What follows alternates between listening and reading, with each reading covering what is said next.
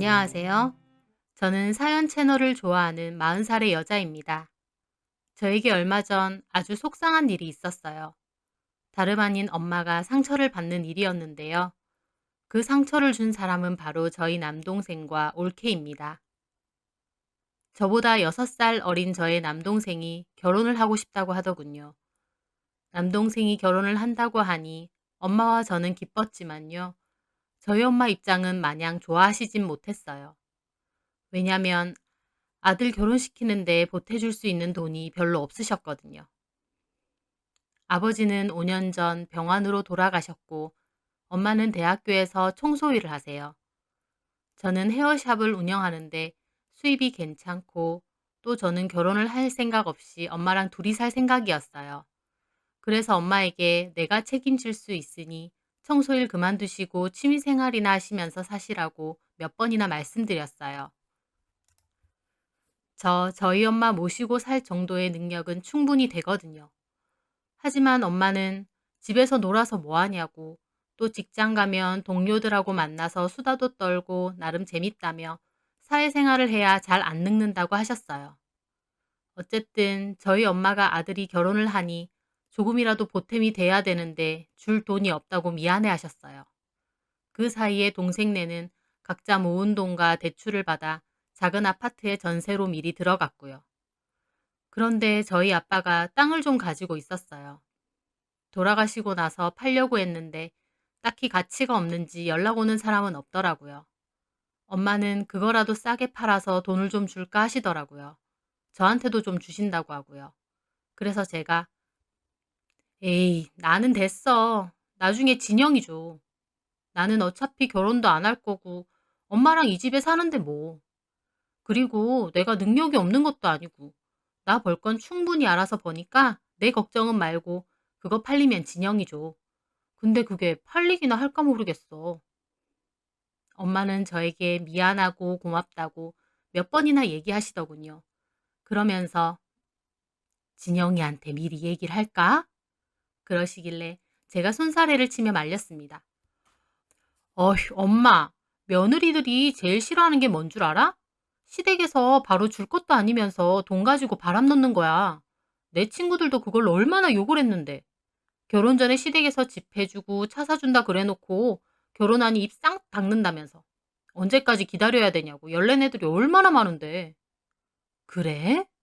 음, 솔직히 내놓은 지가 언젠데. 그게 언제 팔릴 줄 알아? 나중에 팔리면 진영이랑 올케 오라고 하자. 그때 돈 준다고 얘기하면 걔네도 더 기쁘지 않겠어? 그래, 네 말이 맞다. 우리 딸내미 말이 다 맞아.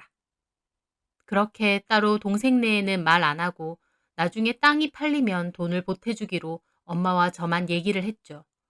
하지만 그래도 엄마가 당장 보태주는 돈이 없어 미안해 하시길래 제가 대신 혼수를 좀 해줬습니다. TV와 냉장고, 공기청정기와 로봇 청소기, 그리고 올케에게 개인적인 선물로 50만 원 정도 되는 헤어드라이기도 선물했어요. TV나 냉장고도 고급 제품으로 산 거라 금액으로 전부 합치면 거의 1,000만 원이 다 되는 금액이었죠. 제 생각보다는 훨씬 많은 돈을 썼지만 하나밖에 없는 동생 결혼한다니까 그렇게 아깝지 않았어요. 또 엄마에게도 누나가 이 정도 해줬으면 엄마는 미안해하지 않아도 된다고 말씀드리기도 했고요. 그렇게 동생네는 결혼을 했는데 얼마 지나지 않아 바로 임신을 했어요. 엄마와 저는 진심으로 축하를 했어요. 그런데 문제는 아이를 출산하고부터였어요. 일 욕심도 많고 빨리 집도 사고 싶어 하는 올케는 아이가 100일만 지나면 바로 복직을 한다고 하더군요. 복직하는 건 자기 맘이니 알아서 하는 건데 문제는 아기를 봐줄 사람이 없다는 거죠. 너무 어린 아기라 어린이집에 맡기는 것도 싫다고 하고 베이비시터 구하는 것도 하늘의 별 따기라더군요. 친정 부모님도 멀리 사셔서 아이를 맡기기 힘들다 하고요. 그러면서 저희 엄마에게 당연하다는 듯 아이 육아를 해달라는 거예요. 월 100만 원씩 준다면서요. 솔직히 엄마는 내켜하진 않으셨어요. 아이를 전담해서 보게 되면 지금 다니는 직장도 그만둬야 하고 동생네 집도 저희 집에서 거리가 있어서 왕복으로 1시간 반 거리거든요. 하지만 아들네가 하는 부탁이라 엄마는 고민을 하시다가 결국 아기를 돌봐주기로 했어요. 도움받을 곳도 없다는데 내가 안 도와주면 어쩌겠냐고요. 엄마는 결국 다니시던 일을 그만두시고 매일 동생네로 출퇴근을 하셨어요. 그런데 그렇게 다닌 지 한 달이 좀 지났을 무렵이었어요. 엄마가 그 즈음에 기분도 안 좋아 보이고 언짢아 보이시는 거예요. 엄마에게 무슨 일 있느냐고 물어도 엄마는 아무 일 아니라고 대답을 피하시더라고요. 저는 집요하게 엄마에게 물어봤고 결국 엄마가 속상해 하시며 그 이유를 설명해 줬습니다. 혜준이가 아직 어리고 낮잠도 많이 자니까 시간이 좀 나길래 짬날 때마다 청소도 하고 빨래도 해놓고 그랬거든. 애들 일하고 와서 조금이라도 더 쉬라고. 근데 어느 순간 그게 아주 당연한 줄 아는 거야. 며칠 전엔 퇴근하려는데 미진이가 나더러 왜 음식물 쓰레기도 안 비워놓고 청소도 제대로 안 해놨냐는 거야. 그래서 내가 오늘은 혜준이가 영 잠도 길게 안 자고 많이 보채길래 시간이 없어서 그랬다니까. 그래도 이걸 이렇게 해놓으면 어쩌냐고 화를 내는 거야. 저는 기가 막혀 되물어봤죠. 올케가 그렇게 말해? 어, 나도 속으로는 어이가 없고 기분이 나쁘더라고. 내가 애기 봐주기로 한 거지 살림해주기로 한 건 아니잖아. 근데 입씨름 하기 싫어서 미진이한테 그럼 내가 혜준이 잠깐 보고 있을 테니 그럼 네가 버리고 오라니까 자기가 일하고 와서 이런 것까지 해야 되냐고. 솔직히 그냥 해주는 것도 아니고 돈도 받으시면서 너무한 거 아니냐는 거야, 나더러. 저는 엄마 얘기를 듣는데 속에서 부글부글 했습니다. 엄마도 정말 기분이 상하신 듯 하더라고요. 저희 엄마는 성격이 순하시고 싫은 소리를 잘 못하세요. 그런 저희 엄마를 만만히 보고 저 난리를 친 겁니다. 나도 싸우기 싫어서 알겠다고 내일 해놓겠다고 하고 그 다음날 싹 해놓긴 했는데 그 후에도 청소나 뭐 그런 게 잘 안 돼 있으면 싫은 소리를 하는 거야. 어머님 너무하네 어쩌네 하면서 내가 아무리 생각해도 화가 나서 아니 진짜 이것들이 저는 그 길로 남동생에게 전화를 걸었어요. 엄마는 놀라서 말렸지만 저는 무조건 얘기해야겠더라고요. 누나. 야, 너 뭐 하는 놈이야? 갑자기 뭔 소리야, 그게? 엄마가 너네 집 일해주는 파출부야? 애기 봐주는 것도 고맙게 생각할 노릇이지. 어디 집안일을 하라 마라 명령질이야. 제가 화가 나서 따지고 드니 동생도 묻더군요. 누나, 무슨 말 하는 거야? 네 와이프한테 물어봐. 엄마가 아무리 순해도 시어머니는 시어머니야. 어디 시어머니 보고 그딴 소리나 하냐고. 너네 와이프 그렇게 안 봤는데 진짜 어이없다. 동생은 제 말에 한숨을 쉬더니 말하더군요. 일단 미진이한테 물어볼게. 물어볼든 말든 그건 너 알아서 하고 엄마 이제 니네 집 안 가. 니네가 알아서 해. 아 갑자기 그러면 어떡해. 일단 엄마 좀 바꿔봐. 바꾸긴 뭘 바꿔. 그리고 너랑 네 와이프 엄마한테 전화해서 제대로 사과드려. 알았어? 안 그럼 가만 안 둬? 저는 그렇게 말하고 전화를 끊었습니다. 엄마는 자기가 괜한 말을 한 것 같다고 안절부절 못하시더군요. 저희 엄마는 예전부터 억울한 일을 당해도 잘 못 따지세요. 대신 저는 하고 싶은 말 다 해야 하는 불같은 성격이라 엄마가 억울한 일을 당하면 제가 나서서 따지곤 했거든요. 그런데 남도 아니고 식구인 올케가 엄마에게 그렇게 대하고 남동생은 남의 일인 양 알지도 못했다니 그 둘에게 너무 화가 나더군요. 어쨌든 그렇게 한바탕 난리를 쳤고 그날 저녁 남동생에게 전화가 왔습니다. 엄마한테는 전화 드렸어. 죄송하다고 사과드렸고. 미진이나 나나 요새 회사 일이 너무 쌓여서 예민해지기도 했고 그래서 실수한 거야. 미진이도 엄마한테 죄송하다고 했고 누나도 기분 풀어. 알겠어. 근데 애기는 더 이상 엄마가 안 볼 거야. 니네가 알아서 시터를 구하던지 아니면 둘 중 한 사람이 직장 그만두고 애기를 보던지 해. 니네 와이프 그렇게 일하고 싶어 하면 네가 그만두면 되겠네. 아이 누나 그게 말이 돼? 우리 열심히 벌어서 집 사야 돼. 그래서 둘 다 아등바등 일하는 거 아니야. 그리고 시터를 어떻게 당장 구해? 시터 구하는 것도 쉬운 일 아니란 말이야. 그래서 엄마를 계속 부려먹겠다고? 아 시터 구할 때까지만이라도. 미진이도 다시는 안 그럴 거야. 아기만 봐주시면 돼. 집안일은 손 하나 까딱 안 하셔도 된단 말이야. 동생네가 괘씸하긴 했지만 당장 아이를 돌봐줄 사람이 없어 곤란한 것도 이해는 됐습니다. 게다가 엄마에게 물어보니 엄마도 사과했으니 됐다며 시터 구할 때까지만이라도 자기가 봐주겠다고 하더라고요. 엄마 뜻도 그러하니 저도 더 이상은 입대지 않고 알겠다고 했습니다. 하지만 제가 엄마에게 신신당부했어요. 엄마, 혹시나 올케가 엄마한테 또 안 좋은 소리 하면요. 이번엔 동영상이나 녹음을 좀 해놔요. 에휴, 뭐 그러겠니? 그건 모르는 일이지. 내가 가르쳐 줄게요. 엄청 간단하니까 혹시나 그런 일 있으면 침착하게 녹음이나 동영상을 녹화를 하란 말이에요. 알았죠? 저는 그렇게 엄마에게 동영상 촬영 방법과 녹음 방법 두 가지 다 알려드렸어요. 엄마는 뭘 그렇게까지 라고 하시면서 일단 제가 배우라고 하니 두 가지 방법을 알아두셨죠. 어쨌든 그렇게 엄마는 다시 동생네로 출근을 하시게 됐어요. 그렇게 한동안은 문제없이 지냈어요. 그런데 그쯤에 엄마에게 땅을 괜찮은 가격으로 사고 싶은 사람이 있다며 부동산으로부터 연락이 왔습니다. 엄마는 놀랐는데 알고 보니 그 근처에 개발 호재가 돌고 있다더군요. 가격이 괜찮아서 그 사람에게 팔기로 했어요. 그래서 조만간 시간을 맞춰 계약을 하러 가기로 얘기를 했습니다. 저는 그러면서 동생에게도 전화해서 얘기를 했어요. 진영아, 내가 좋은 소식 알려줄까? 뭔데 누나? 엄마가 너네 3억 정도 보태주실 수 있을 것 같아. 어? 갑자기 왜? 실은 아빠 앞으로 땅 있는 게 있었는데 그게 여태까지는 별로 가치가 없었거든.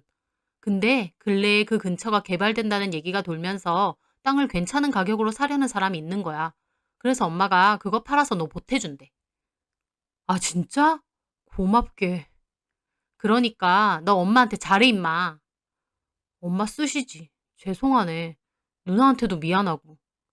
됐어. 전세 계약 끝날 때까지 돈 열심히 모아서 그 돈이랑 합쳐서 집 알아봐. 고마워, 진짜. 미진이도 엄청 좋아하겠다. 야, 아직은 올케한테 말하지 마. 왜? 야, 주면서 얘기를 해야지. 미리 그런 얘기를 하면 어떡하냐? 엄마가 돈 마련되면 그때 얘기해. 그 전까진 말하지 마. 알았지? 알았어, 누나. 그렇게 며칠이 지났을 때였어요.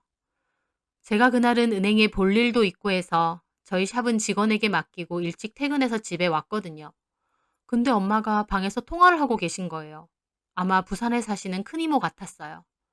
엄마는 속상한 일이 있거나 하면 이모한테 전화해서 하소연을 잘 하시거든요. 엄마의 울먹이는 소리에 가까이 다가가서 들었어요. 그랬더니 내가 진짜 기가 막힌 거야. 어떻게 나한테 그럴 수가 있니? 나도 너무 화가 나고 분통 터지는데 너무 기가 막히니까 말도 안 나오더라. 지나가 나더러 그런 일 또 당하면 녹음을 하던지 동영상을 찍으래 폰으로. 근데 너무 당황스러우니까 녹음하는 방법은 기억도 안 나고 겨우 동영상은 켜서 가방에 넣어뒀다니까. 내가 진짜 이런 일까지 당하면서 걔네 봐야 되나 싶고. 저는 그 순간 엄마가 동생네에서 무슨 일이 있었다는 걸 알게 됐죠. 저는 엄마의 통화가 끝나길 기다렸습니다. 엄마가 통화를 끊자마자 저는 들어갔어요. 엄마가 깜짝 놀라시더라고요. 어머, 진아야, 너 언제 왔어? 엄마, 진영이네서 무슨 일 있었지?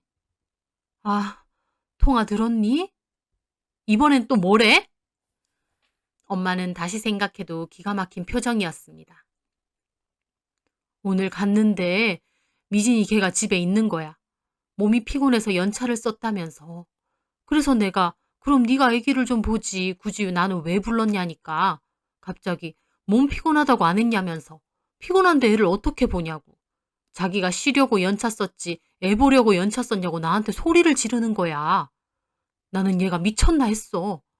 근데 보니까 얘가 아침부터 소주를 마신 것 같더라. 소주? 어, 아침부터 마신 건지 새벽부터 마신 건지 모르겠는데 식탁에는 술병이 있고 가만 보니 애가 취해 있고 술 냄새도 좀 나는 거야. 그래서 내가 너 무슨 일 있느냐고 그랬지. 그랬더니 자기가 출산 휴가 쓰고 그런 것 때문에 승진도 안 됐다는 거야. 속상하겠다 그랬는데 갑자기 나더러 또 난리를 치는 거야. 엄마 보고? 어머님 때문이라면서. 돈까지 100만 원 받아가면서 아이랑 살림은 내가 완벽히 해줘야 되는 거 아니니? 근데 자기가 그런 것까지 신경 쓰니까 일에 집중할 수 있냐면서. 그러면서 형님도 어이없다고 자기가 뭔데 동생네 일에 감나라 배나라 하냐는 거야. 하! 내 욕까지? 그래. 나도 지나 네 욕하는 거 못 참겠어서 따졌지. 가만히 있는 니네 신우는 왜 욕하냐고. 너네 결혼할 때 1,000만 원 가까이 혼수도 사주고 너네 필요한 거 있으면 항상 도와주려고 하는데 왜 우리 지나 욕하냐고 그랬지. 그랬더니 그까짓 혼수 필요 없으니 갖고 꺼지래. 돈 한 푼 안 보태줘 놓고 그거 해준 걸로 유세냐면서. 저도 속으로 부글부글 하는 거예요. 어이가 없네. 내가 해주고도 욕먹어야 돼? 전에 네가 동생한테 전화해서 따진 거 그걸 아직도 꿍해가지고 마음속에 품고 있더라. 술에 취해서는 계속 나한테 100만 원 받으면서 살림도 못 해주냐고 난리를 쳐대는데 내가 기가 막혀서 돈 필요 없으니 너네가 보라고. 이제 여기 안 올 거라고 했는데 그럼 나더러 어쩌라는 거냐면서 돈을 벌어야 집이라도 사지 않겠냐고. 돈도 하나도 안 보태줘 놓고 애까지 안 봐주는 거냐고 소리 지르고 울고 난리를 치는 거야. 미쳤네 아주. 나도 무섭더라. 혜준이도 놀랐는지 울고 불고. 그래서 내가 너 술 깨면 얘기하자고 일단 혜준이 데리고 내 가방 챙겨서 나가려는데 내 애기 왜 데리고 가냐고 혜준이를 강제로 데리고 가는 거야. 혜준이는 자지러지게 울고. 이거 완전 도라이 아냐? 나도 일단 미진이 얘 눈빛이 정상은 아닌 것 같고 지앤데 뭐 어떡하겠냐 싶어서 도망치듯이 나 혼자 나왔다니까. 저는 엄마의 말을 들으면서도 믿을 수가 없을 지경이었어요. 올케가 싹싹한 성격은 아니지만 그래도 술 먹고 저런 패악을 부릴 정도인지는 몰랐거든요. 그런데 다행히 엄마가 제가 한 말이 생각나서 올케가 난리치던 중간에 혜준이한테 가는 척하면서 동영상을 켜서 가방에 넣었대요. 너무 당황스러워서 녹음하는 방법은 기억이 안 나고 동영상은 기억이 나서 슬쩍 켜놨다고요. 제가 바로 엄마 폰으로 확인을 하니 폰을 가방에 넣어서 화면은 까만데 올케가 소리치는 건 녹음이 다 됐더라고요. 혜준이 우는 소리도 다 녹음되어 있고요. 그걸 듣는데 진짜 미친 사람인 줄 알았어요. 손발이 벌벌 떨리고 엄마가 이런 폐악을 듣고 있었다고 생각하니 피가 거꾸로 솟더라고요. 저는 제 폰으로 그 동영상을 옮기고 그 길로 바로 차키 들고 동생네로 출발했습니다. 그리고 동생에게 지금 당장 집에 오라고 전화했어요. 동생은 일하는 중인데 어떻게 가냐고 무슨 일이냐길래 지금 당장 안 오면 네 와이프 머리 다 뜯어놓을 거라고 으름장을 놓으니 일단 오겠다더군요. 그렇게 저는 동생네로 가서 초인종을 눌렀어요. 너무 화가 나서 손발이 다 떨리는 거예요. 처음엔 안 열더니 계속 초인종을 누르니까 올케가 나오더군요. 형님, 어쩐 일이세요? 애 있는 집에 이렇게 초인종을 눌러대시면 어떡해요? 몹시 띠껍게 말하더군요. 여전히 술에 취해 보였습니다. 저는 올케를 밀치고 일단 안으로 들어갔어요. 왜 이러세요? 올케, 내가 지금 우리 엄마한테 들은 얘기가 있는데 뭐 하는 짓이야? 무슨 얘기요? 올케는 시어머니가 만만해? 우리 집이 우스워 보여? 그래서 애 봐주러 온 시어머니 집안일 시키고 살림까지 안 해준다고 난리야? 100만 원? 너 장난쳐? 내가 애가 없어도 요즘 종일이라는 시터 구하면 100만 원으로는 어림도 없다는 거 알아. 그까지 100만 원으로 엄마 잘도 부려먹으면서 네가 뭔데 집안일을 하라 말라야? 그 말에 올케는 씩씩대는 거예요. 그때 마침 남동생도 헐레벌떡 들어오더군요. 누나, 무슨 일이야? 야, 이 머저리 같은 놈아. 엄마가 개고생하면서 너 공부시키고 키워놨더니 엄마한테 이딴 짓이나 저질러? 무슨 짓? 니네 와이프가 술 처먹고 엄마한테 100만 원이나 받으면서 살림은 왜 안 하냐고 걔 난리를 쳤댄다. 너 이게 말이 된다고 생각해? 남동생은 제 말에 얼떨떨한 얼굴로 올케에게 묻더군요. 진짜야? 나 승진 미끄러져서 속상해서 어머니께 조금 하소연한 거야. 속상해서. 저는 그 말에 너무 화가 나 올케에게 말했습니다. 얘 좀 봐? 하소연? 그게 하소연이야? 이거 진짜 상종 못할 인간이네? 그랬더니 저를 노려보며 따지는 거예요. 형님, 말씀이 좀 지나치시네요. 아무리 손아래 사람이라도 예의는 지켜주세요. 예의 같은 소리 하네. 너는 예의를 지켜서 시어머니한테 그 지랄을 떨었냐? 뭐 이런 미친 게 다 있어 진짜. 제가 진짜 머리라도 다 뜯어놓을 기세로 달려드니까 남동생이 저를 뜯어 말리는 거예요. 저는 남동생도 확 밀어버렸어요. 야, 이 멍청한 놈아. 엄마가 이모랑 통화하시면서 속상해서 우시더라. 너나 옳게나 똑같은 것들이야. 어머님이 뭐라고 하신진 모르겠는데요. 솔직히 저도 섭섭한 거 많아요. 뭐가 섭섭한데? 다른 어머님들은 그냥도 애 봐주세요. 살림도 그냥 봐주시고요. 근데 저희는 100만 원이나 드려요. 공짜로 봐달라는 것도 아니고. 그리고 남는 시간에 살림 좀 해주시는 게 뭐가 그렇게 힘들어요? 막말로 어머님, 대학교에서 화장실 변기나 닦으셨잖아요. 그것보다는 손주 재롱 보면서 살림 조금 하시는 게 뭐가 그렇게 힘들다고 형님한테 쪼르르 다 얘기하시는 거예요? 그리고 형님은 어머님 말만 듣고 저희 집 쳐들어와서 욕하고 소리 지르고 이러실 권리 있으세요? 참 잘도 나불거리는 거예요. 아, 이렇게 엄마한테도 따졌구나 싶더라고요. 남동생은 바보 천치같이 모르는 척하며 우는 혜준이만 안고 달래고 있더군요. 저는 그 순간 이것들 그냥 안 봐야겠다 싶었어요. 그 순간 말했습니다. 꼴랑 100만 원 주고 보모에다 파출부까지 구한 줄 아나 보네? 네가 말한 권리는 뭔데? 솔직히 그렇잖아요. 결혼하는데 보태준 거 하나 없으면서. 형님이 혼수 조금 해주신 거? 이거 1,000만 원이나 돼요? 다른 집은 집도 해주시고 애도 봐주시는 집 많아요. 저는 그 순간 올케가 왜 저희 엄마한테 그랬는지 알 것 같았습니다. 결국 결혼할 때 돈 안 보태준 걸로 이러는 거였죠. 오호라, 그게 본심이구나. 우리 엄마가 결혼하는데 돈 안 보태줬다고? 돈 보태줘야 되는 게 의무야? 의무는 아니죠. 그치만 다른 집은 의무라서 보태주나요? 어이가 없네. 그러면 우리 진영이랑 결혼할 게 아니라 돈 많고 집 해주는 남자랑 결혼하지 그랬어. 안 그래도 후회 중이에요. 없는 집에 받은 것도 없어서 시집살이는 안 할 줄 알았는데 이건 무슨 시집살이에 시누이살이까지. 저는 열받아서 소리를 질렀습니다. 야! 우리 엄마가 언제 시집살이를 시켰니? 그리고 나는 언제 그랬어? 나 너한테 개인적으로 전화 한 번 한 적 없어. 그리고 네가 우리 엄마 부려먹었지. 이거 완전 지 마음대로 생각하네? 이렇게 하시는 것 자체가 시집살이에요. 진짜 말이 안 통했습니다. 남동생도 그제야 자기 와이프에게 그만하라고 난리치더군요. 저는 끓어오르는 속을 참고 말했습니다. 좋아. 돈 보태준 거 없다고 이딴 식인가 본데 올게 어떤 사람인지 아주 잘 알았어. 그리고 저는 남동생에게도 말했습니다. 야, 김진영. 앞으로 너네가 알아서 해. 엄마한테나 나한테나 연락할 생각 말고 시댁 없다 생각해. 제 말에 올케는 비웃더군요. 시댁 없다 생각하란 제 말을 들으니 오히려 좋았겠죠. 저는 마저 말했습니다. 그리고 그때 너한테 말했던 거. 다음 주에 매매 계약하러 가기로 했거든? 근데 해준다는 3억은 못 해주겠다. 우리 엄마가 미쳤다고 너네한테 3억을 해주냐? 그건 없던 일로 하자. 제 말에 올케가 어리둥절하게 절 보더군요. 남동생은 놀라서 저를 붙잡고요. 아, 누나 왜 이래 진짜. 왜 이래 같은 소리 하네. 돈 못 해준다니까 그제야 붙잡냐? 너나 네 와이프나 아주 똑같다. 우리 볼 생각하지 말고 알아서 잘들 사셔. 아, 누나 잠깐만. 그렇게 남동생은 나가는 저를 붙잡았어요.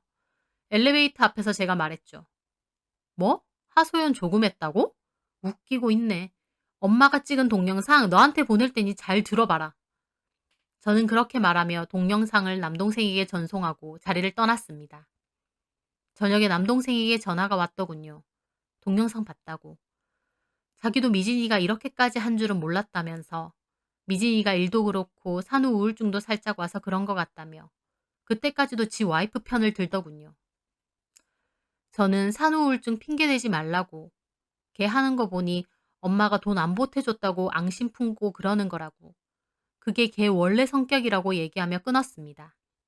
그리고 한동안 남동생 전화는 일체 받지 않았어요. 엄마 폰에도 남동생과 올케번호는 수신 차단해놨고요. 엄마도 제 얘기를 듣고 속상해 하시더라고요. 어쨌든 엄마에게도 당분간은 아예 연락할 생각 말라고 말씀드렸죠. 그렇게 며칠이 지났는데 남동생이 아예 집으로 찾아왔더군요. 엄마와 저를 앉혀놓고 사과를 하는 겁니다. 왜 왔는데? 잘못했어. 미진이도 진심으로 잘못했다고 했어. 울고불고 잘못했대. 하, 그 얘기 전에도 했거든? 진짜야. 자기가 어떻게 된 것 같대. 장모님이 사실 시집살이를 엄청 독하게 당하셨대.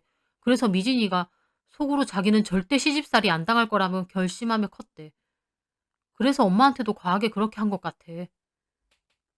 놀고 있네. 그 시집살이 우리 엄마가 시켰어?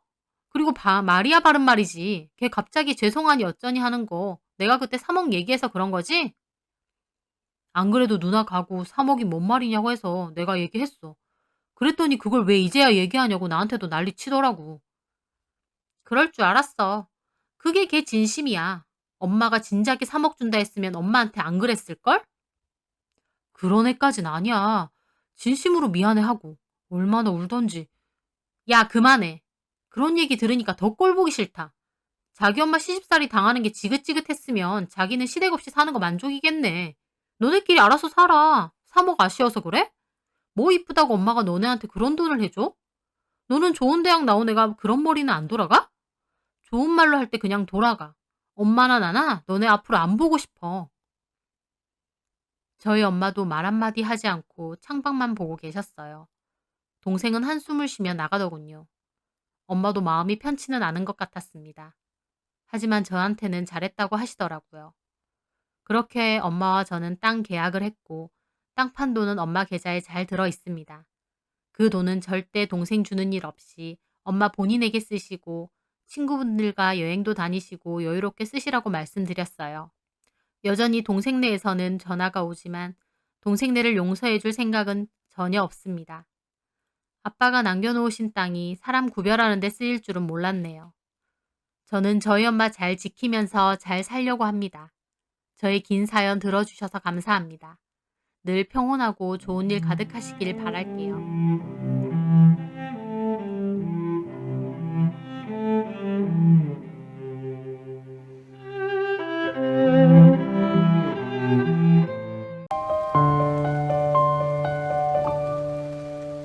안녕하세요.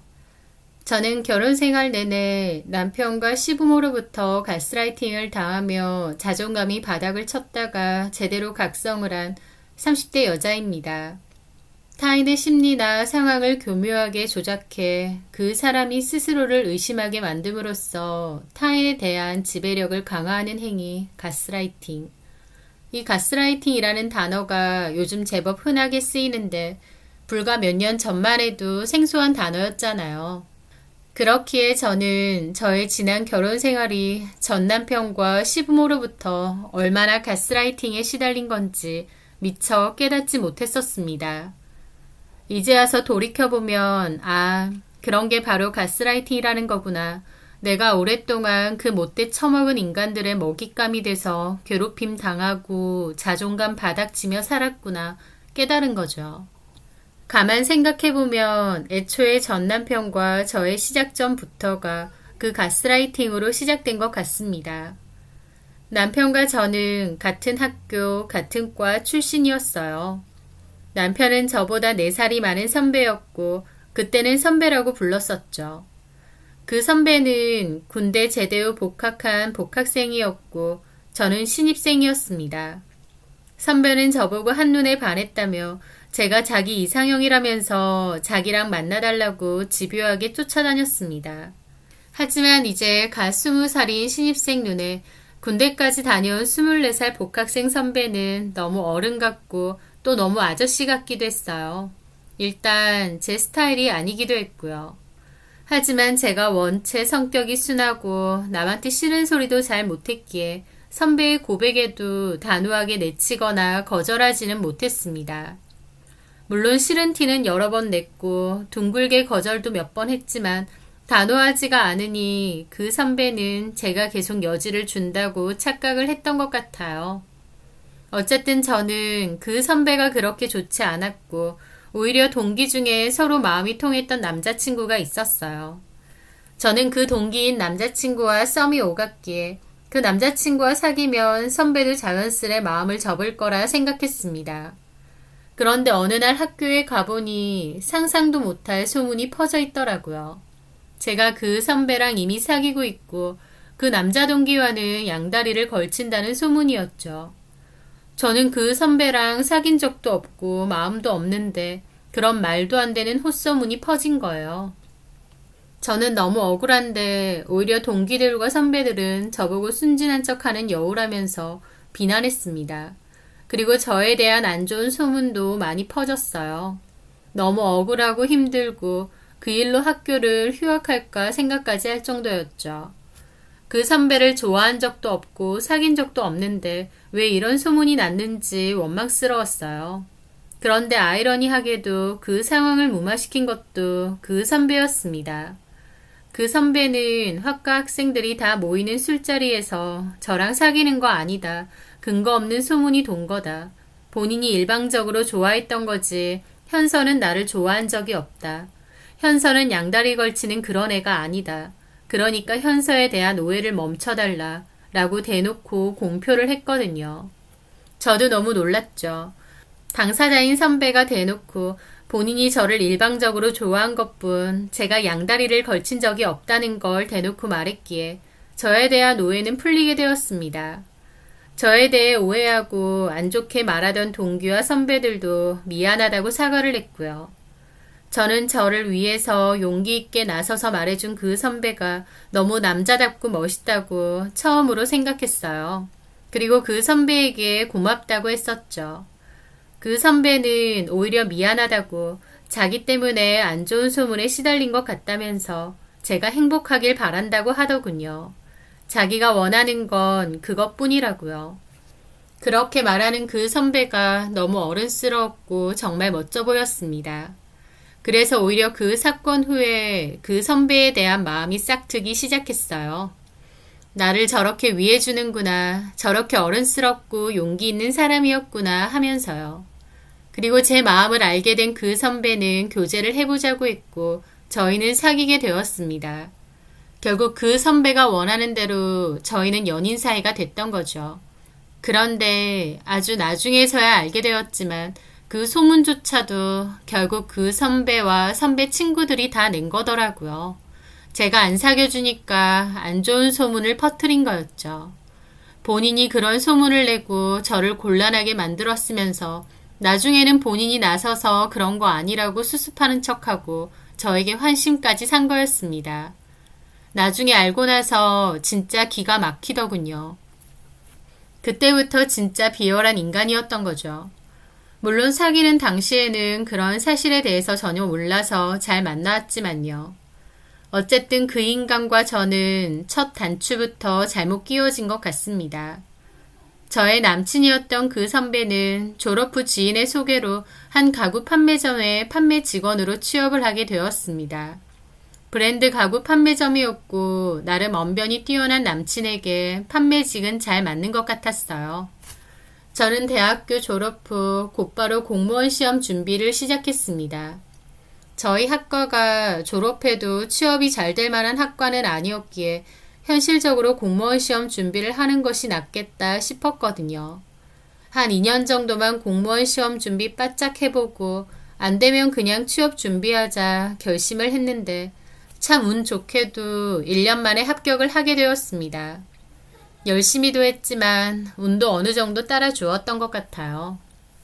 남친은 제가 공무원 시험 준비를 한다고 했을 때만 해도 다 헛짓거리다. 괜한 시간 낭비 말고 그냥 취업 준비하라면서 용기를 붙돋아 주기는커녕 저를 후려치기 바빴습니다. 하지만 저는 보란듯이 합격을 했죠. 그랬더니 남친은 말을 180도 바꿔서는 제가 합격할 줄 알았다면서 자기가 더 기뻐하더라고요. 그러고는 대뜸 저한테 결혼을 하자는 겁니다. 저는 이제 막 합격한 거고 아직 발령도 안 됐는데 무슨 결혼이냐고 했지만 자기랑 저랑 사귄 기간도 길고 굳이 시간을 더 끌 필요가 있느냐며 결혼을 하잡니다. 저는 좀 망설였는데 그때부터 남친의 가스라이팅이 또다시 시작되었어요. 왜? 공무원 합격하고 나니까 마음이 달라져? 무슨 소리야. 그게 아니라 나 나이도 아직 어리고. 너 그렇게 어린 거 아니야. 여자 나이 20대 중반이야. 이제 꺾이는 나이인데 뭐가 어려? 그러면 나보다 4살이나 많은 오빠는? 여자 나이랑 남자 나이가 같아? 나는 한창이고. 어쨌든 너 이러는 거 공무원 합격됐다고 딴 마음 품는 것처럼 보여. 설마 그런 거야? 아니야. 나를 뭘로 보고. 근데 왜? 예전엔 내가 빨리 결혼하자니까 좋다며. 그게 이렇게 빨리 하자는 건 줄 몰랐지. 현서야, 생각해봐. 우리 서로 사랑하고 어차피 결혼할 거지. 음, 근데 뭐하러 시간 낭비해? 시간 낭비에 돈 낭비까지. 너랑 나랑 빨리 결혼해서 아기도 낳고 돈도 같이 모으는 게 미래를 생각하면 훨씬 현명한 거 아니겠어? 그런 계산이 안 돼? 자기야, 우리처럼 서로 마음 맞는 상대 만나는 거 쉬운 거 아니야. 어영부영 하다가 나 놓치고 나중에 후회할래? 그냥 노처녀로 나이 들래? 그거 아니잖아. 현서 너도 결혼 생각 있는 거잖아. 남친은 어버버하는 저를 막 회유했습니다. 제가 어린 나이에 공무원 합격도 되고 사회생활하다 보면 자기랑 헤어지고 다른 남자 만날 수도 있을 것 같으니 빨리 저랑 결혼을 해버리려는 수작이었죠. 남친의 끈질긴 설득에 저는 결국 결혼을 승낙했습니다. 지금 생각해보면 좀 어이가 없지만 그때 저는 많이 어렸고 남친을 많이 좋아하기도 했어요. 그리고 남친이 하는 말이 다 맞고 옳은 것 같기도 했고요. 하여튼 저는 그렇게 남친과 결혼 약속도 하게 되었고 속전속결로 결혼 준비도 하게 되었습니다. 제 주변에서는 저보고 종민 선배가 야근면이 많고 남자 여우 같다면서 무슨 이 나이에 결혼을 하느냐고 만류하는 친구들도 많았어요. 하지만 이미 결혼을 결심했기 때문에 그냥 이대로 진행하는 게 맞다고 생각했습니다. 게다가 남친은 일찌감치 온 주변 사람들에게 본인 결혼 소식도 다 알렸고요. 그렇게 결혼을 코앞에 앞두고 있던 때였습니다. 저는 우연히 남친의 폰을 보게 되었고 남친이 남자친구들과 술집에 가서 여자들이랑 합석해서 밤새도록 놀았다는 것을 알게 되었어요. 저는 기함했고 남친에게 따졌습니다. 남친은 그냥 술만 마셨다고 다른 친구들이 불러서 어쩔 수 없었다며 저를 설득했습니다. 그때 확 끝냈어야 했는데 저는 결국 남친을 용서했어요. 이건 아닌데 싶으면서도 그냥 덮고 지나갔습니다. 지인들도 다 제가 종민 선배랑 결혼하는 거 아는데 결혼 일주일 앞두고 파혼을 선택한다는 게 쉽지 않더군요. 결국 정신승리하면서 결혼까지 감행했는데 이건 지금 돌이켜봐도 정말 제가 잘못 판단한 일이었던 것 같습니다. 아니다 싶으면 결혼 직전에라도 파혼하면 되는 건데 남들 보는 눈 무서워서 남들 입방아에 오르내리기 싫어서 결국 결혼을 선택했으니까요. 그리고 이제 남편이 된 그 남자도 누울 자리 보고 발 뻗는다고 자기가 뭔 짓을 해도 제가 결국 봐주고 넘어간다는 걸 알아챈 것 같았습니다. 여자들이랑 결혼 전에 그렇게 심각하게 놀아놨는데도 파혼도 안 하고 문제도 안 삼고 그냥 결혼해줬으니 저를 얼마나 만만하게 생각했겠나요. 저도 참 한심하고 바보 같은 선택을 했던 거죠. 그렇게 결혼하고 나니 남편은 습관처럼 저를 가스라이팅 했습니다. 그게 초반에는 꽤나 교묘했다면 나중에는 대놓고였어요. 결혼하고 나서 남편과 시부모가 저에게 가장 많이 한 말이 뭔 줄 아시나요? 바로 너 그렇게 잘난 거 아니다였습니다. 남편과 시부모는 그 부모의 그 아들이라고 아주 합심해서 저를 깎아내리고 후려쳤어요. 공무원이라고 해봤자 말단이고 나이가 어리다고 해봤자 그렇게 어린 것도 아니다. 외모도 평범하고 집안도 평범하고 너 정도면 그냥 평범하고 잘난 것도 아니니 남편한테 잘하고 시부모한테 깍듯하게 하고 살아라. 대접받을 생각 말아라. 그거였죠. 그리고 시부모님은 결혼하고 저희 집에 정말 자주 오셨어요. 가까운 데 살기도 했지만 시도 때도 없이 오셨죠. 게다가 저도 일을 하고 저녁에 퇴근을 하는데 제가 오기 전까지는 식사도 안 하고 기다리셨습니다. 저보고 와서 차리라 그거죠. 오시기 전에 먼저 드셔라고 여러 번 말씀드렸는데도 굳이 제가 올 때까지 기다리시는 겁니다. 저는 퇴근하고 와서 피곤해 죽겠는데 시부모님 밥 차려드리고 늦게까지 말상대도 해드려야 했어요. 똑같이 맞벌이를 하는데도 집안일은 거의 제 몫이었습니다. 남편은 재활용품 버려달라는 부탁조차도 몹시 썩은 표정을 짓고 툴툴거렸어요. 그게 보기 싫어서 그냥 제가 다 하게 되었고 그러다 보니 집안일은 제가 다 하고 있더군요. 남편에게 나도 바쁜데 나눠서 하자고 했더니 솔직히 집안일은 여자일 아니냐는 겁니다. 맞벌인데 왜 그게 내 일이냐니까 시대가 바뀌어도 여자 할 일이 있고 남자 할 일이 있대요. 그렇게 치면 저는 나가서 돈 벌어오는 것도 안 해야 되는 거 아닌가요? 본인 필요할 때만 그런 소리 하면서 자꾸 회피를 하니 싸우고 부딪히기 싫었던 저는 결국 집안일도 독박으로 했었습니다. 그러던 와중 저는 아이를 가지게 되었어요. 시부모님은 첫째는 딸 말고 아들을 낳아야 된다면서 태몽도 아들 태몽을 껐기 때문에 아들일 것 같다면서 설레발을 치셨죠. 그래서 저는 굉장히 부담스러웠습니다. 아들이든 딸이든 상관없고 좋은데 아들 거리시니까 마음이 너무 불편했죠. 그러다가 성별을 알게 되었는데 딸이었어요.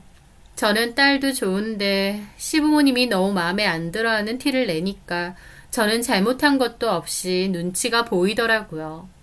그렇게 딸을 낳았더니 첫째는 이미 낳았으니 됐고 둘째는 반드시 아들을 낳으라는 소리부터 하는 겁니다. 아이 성별을 제가 정하는 것도 아니고 정말 너무한다 싶었죠. 남편은 결혼하면 자기가 잘하고 살 거라고 행복하게 해주겠다고 했지만 제 결혼 생활은 그리 행복하진 않았던 것 같습니다. 남편도 그렇게 결혼해달라고 저를 설득하고 빨리 결혼하자고 발을 동동 거린 것이 무색하게도 결혼하고 나니 본인 생활에만 신경 쓰기 바쁘고 저는 나몰라라 외롭게 하는 경우가 많았죠. 게다가 다른 사람들 앞에서도 저를 잘 후려쳤습니다. 남편의 친구들 부부 동반 모임에 여러 번 갔었는데 가면 다른 친구들 보는 앞에서 센 척하고 면박도 잘 주는 거예요. 뭘 잘 모른다느니 왜 이렇게 덤벙대냐느니 은근히 게으르고 은근히 무식한 부분 많다느니 등등. 저도 남편이 다른 사람들 앞에서 그렇게 무시하는 말을 일삼는 게 너무 기분 나빴는데 제가 화를 내면 남편은 농담인데 뭘 그렇게 예민하게 받아들이냐며 오히려 저를 이상하게 잘 몰아붙였어요. 그런 부분으로 싸운 적도 여러 번이지만 고치기는커녕 노력하지도 않더라고요. 정작 다른 사람들은 저를 두고 나이도 어리고 직업도 괜찮고 외모도 예쁘다면서 칭찬을 해주는데 남편이란 작자는 저를 후려치고 깎아내리기 바빴어요. 얘가 사실은 쌍꺼풀 수술한 거라면서 쌍꺼풀 붓기도 빠지기 전에 대학교에 들어와서 그때 가관이었다고 하질 않나. 직업도 구청 말단 공무원인데 뭐가 좋냐고 하질 않나. 누구보다 나서서 저를 깎아내리는데 어이가 없었죠. 그래서 나중에는 그런 부부 동반 모임은 나가지 않았습니다. 본인이야말로 별로 잘난 것도 없으면서 같이 사는 와이프를 제일 열심히 깎아내렸고 저도 그런 남편의 모습에 실망도 많이 하고 한멸도 많이 느꼈죠. 하지만 남편의 그런 모습이 싫은 것과 별개로 결혼도 했고 아이도 있는데 이혼까지는 생각해 본 적이 없습니다. 그냥 저런 인간이랑 사는 게 내 팔짱가 보다 그러고 받아들였던 거죠. 저는 결혼 생활 내내 남편과 시부모의 가스라이팅을 당하며 살았습니다. 일할 거 다 하고 집안일에 육아까지 전담하면서도 고맙다, 수고했다, 말 한마디 들은 적이 없이요. 오히려 시부모도 남편도 저의 부족한 점, 모자란 점을 계속 찾아내고 지적을 일삼았습니다. 게다가 시부모가 시도 때도 없이 저희 집에 찾아오는 것은 물론이고 명절이나 생신 등에도 엄청 부려먹었어요. 나중에는 하다 돈 쓰는 문제로도 저를 나무라더라고요. 맞벌이라고 해도 대출금이며 보험비며 생활비 등 고정비도 큰 편이었고 아이도 있다 보니 유치원비, 학원비 등 교육비도 꽤 나갔었습니다. 저는 사치하는 편이 절대 아니었고 정말 필요한 것에만 돈을 쓰는 편이었습니다. 그럼에도 남편도 나중에는 시부모도 저에게 돈 좀 함부로 쓰지 말라는 소리를 귀에 딱지가 않도록 하더라고요. 그중 하나가 아이가 먹는 반찬 정기 배달이 있었는데요. 제가 사실 음식 솜씨가 그렇게 좋지도 않은데다 또 회사 생활을 하다 보니 바쁘고 시간도 없었어요. 그래서 아이 반찬을 정기 배달을 시켜 먹었습니다. 금액을 따져봐도 그 편이 더 나았고 또 식단이 다양하게 나오다 보니 골고루 먹일 수 있는 데다 잔반도 안 남아서 효율적이더라고요. 그런데도 어머님은 애 반찬을 배달시켜 먹는 엄마가 세상 천지 어딨느냐며 저보고 돈이 남아도느냐 엄마 자격도 없다면서 뭐라고 하더라고요. 제가 해줄 수 없는 각종 반찬들도 많다 보니 오히려 아이도 잘 먹고 저도 좋았는데 어머님은 반찬 한번 해주신 적도 없으면서 저를 잘 나무라셨어요. 게다가 아이가 발레를 좋아해서 발레 학원을 보냈는데 학원비 비싸다고 눈만 높아서 쓸데없는 거 시킨다고도 잘 뭐라고 했죠. 저는 결혼하고 나서 저 자신을 위해서 비싼 가방이나 장신구 하나 산 적이 없는데도 저한테 사치가 심하다, 돈 좀 아껴라 라는 말을 잘 하는 겁니다. 초반엔 나 정도면 사치도 안 하고 돈 아끼는 거라고 따졌지만 나중에는 저도 지쳐서 그냥 가만히 있었어요. 사람은 누울 자리를 보고 발 뻗는다고 제가 그냥 저냥 참아주고 아무 말 안 하니까 날이 갈수록 더 심해졌던 것 같아요. 그렇게 시간은 흘러 아이는 6살, 제 결혼기간도 8년 정도가 되었습니다. 그런데 남편이란 놈이 하다하다 바람까지 났어요. 가구점 본사 직원하고 바람이 났던 겁니다.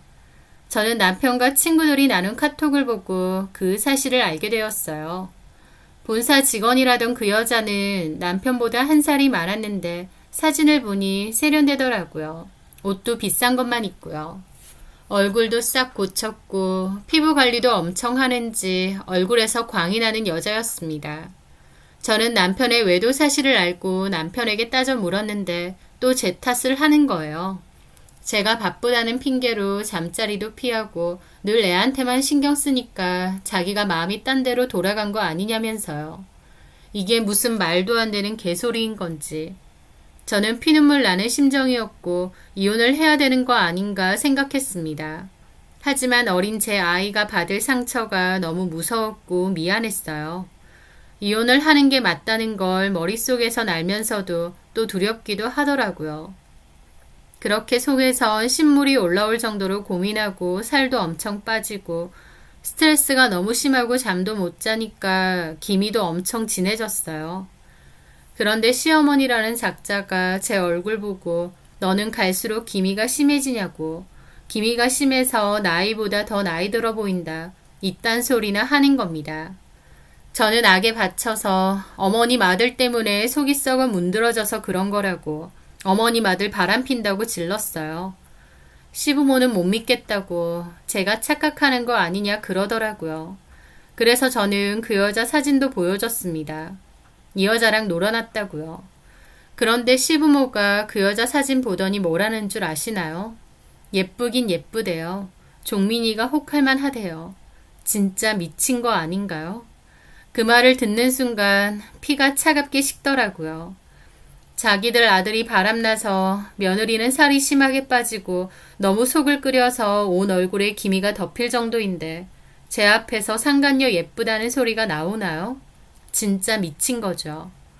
저는 그날 처음으로 저희 집에 온 시부모를 쫓아냈습니다. 울고 불고 당장 나가라고 밀치고 쟁반까지 집어 던졌더니 저보고 미쳤대요. 예, 저 미쳤으니 험한 꼴 보기 싫으면 당장 가세요. 예쁘다고요? 그러면 그 예쁜 상간녀 며느리로 들이시면 되겠네요 하면서요. 시부모와 남편에게 저는 도대체 어떤 존재였나 싶더라고요. 게다가 남편 카드 내역까지 뒤져보게 되었는데 저한테는 애 교육비까지도 사치하지 말라고 지랄을 떨던 남편이 그 여자한테 돈을 엄청나게 쓴 겁니다. 카드론까지 했을 정도로요. 여자 가방, 화장품, 호텔비, 심지어 그 여자 미용실 비용까지 남편 놈이 냈더군요. 미용실도 머리 한 번 하는데 몇십만 원 드는 고급 살롱이었습니다. 외간 여자한테 헛돈 쓰는 줄도 모르고 저는 돈 많이 쓴다고 하며 남편이랑 시부모 눈치 보고 더 허리띠 졸라매려고 하고 그게 얼마나 제 스스로가 비참하고 한심하게 느껴지던지요. 제가 지난 생일 때 60만 원짜리 명품 지갑 하나 가져보고 싶다고 했을 때 너 된장녀냐고 애엄마가 사치 부릴 생각 말라고 면박 줬던 인간이 남편이에요. 그런데 그 여자한테는 40만 원짜리 헤어 케어를 받게 하고 몇백짜리 가방을 사줬더라고요. 너무 치가 떨렸습니다. 저는 울면서 이 얘기를 저희 친언니에게 했고 친언니는 저보고 왜 그렇게 바보 등신같이 사느냐고 화를 냈어요.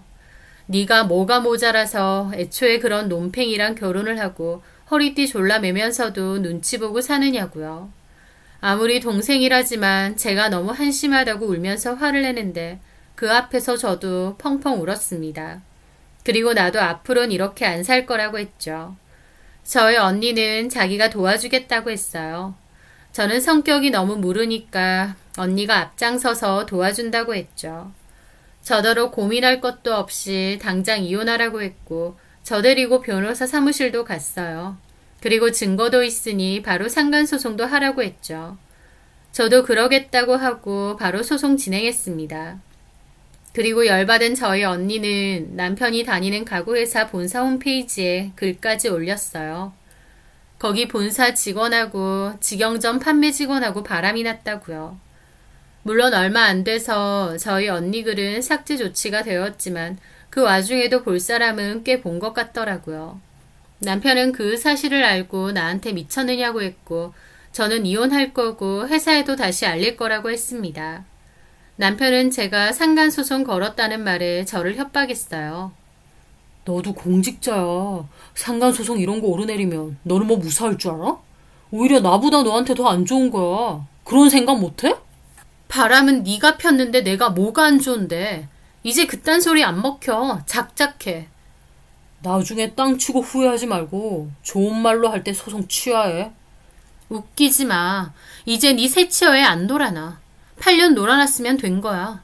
너랑 이혼할 거고 너랑 그 여자한테 위자료도 받아야겠어.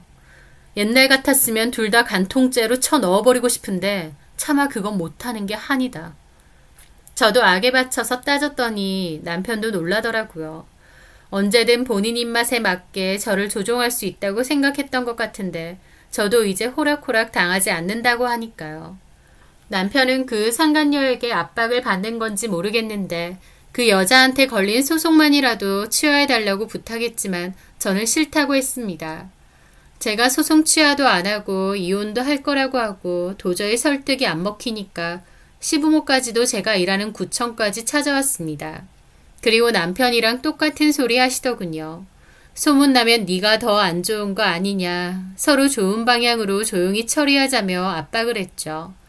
저는 이판사판이라고 소문나도 상관없다고 했죠. 사람들 입에 오르내리는 거 무서워서 참고 살았는데 그럴 필요 없다고요. 여태까지 만만하던 제가 눈에 불을 켜고 세게 나오니 시부모도 좀 놀란 눈치였어요.